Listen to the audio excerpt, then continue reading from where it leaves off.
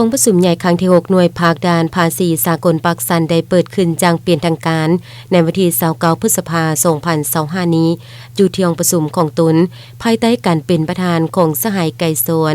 สีจันทเรืองเลขาหน่วยภาคด่านภาษีสากลปักสันหักษาการเลขาคณะพักข้างทานด้านสายแดนสากลปักสันโดยเกียรติของห่วมของสหายคำปุนสีหาลาดห้องหัวหน้าคณะจัดตั้งแขวงมีบรรดาสหายสมาชิกพรรคต่างหน้าหน่วยภาคอมข้างและคณะติดตามสุขยุกองประชุมเข้าร่วมกองประชุมได้ติราคาคืนการจะตั้งปฏิบัติมาติกองประชุมใหญ่ครั้งที่5ของหน่วยพักแต่ปี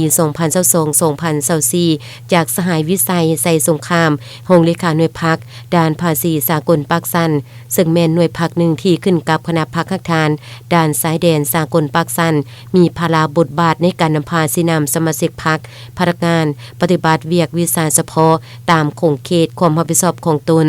ในการจะตั้งปฏิบัติรายรับเข้างบประมาณแห่งรัฐต้านและสกัดกั้นการลักลอบสินค้าหนีภาษี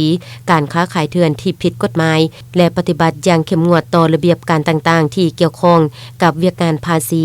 โดยถือเอาเวียกงานการเมืองแนวคิดในการศึกษาพรมให้สมาชิกพรรคพนักงานที่อยู่ในความรับผิดชอบของตนเป็นประจำโดยเล็งใส่เสริมขยายมูลเสือหักศาสตร์ความจงรักภักดีต่ออุดมการณ์ของพรรคมีน้ำใจหักศาสตร์หักระบอบใหม่มีหลักมั่นสนสารหูจำแนกได้มิตรและศัตรูอย่างจะแจ้งสกัดการตกอุดบายหันเปลี่ยนโดยสันติของศัตรูและกลุ่มคนเบาบางดีต่างหน้าแก้ไขสิ่งยโท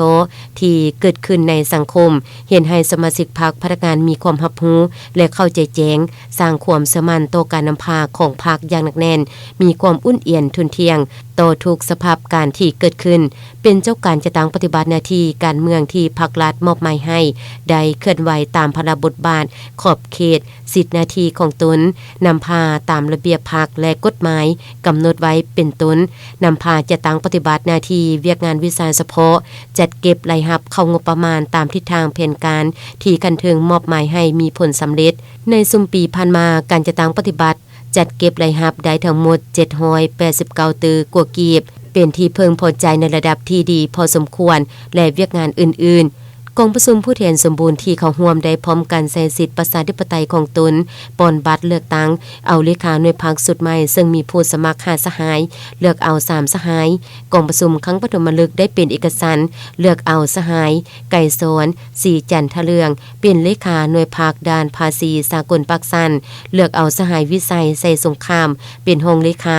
และเลือกเอาสหายวีรกรภูวรรณโนเป็นผู้กวดการหน่วยพรรคด้านภาษีสากลปักสัน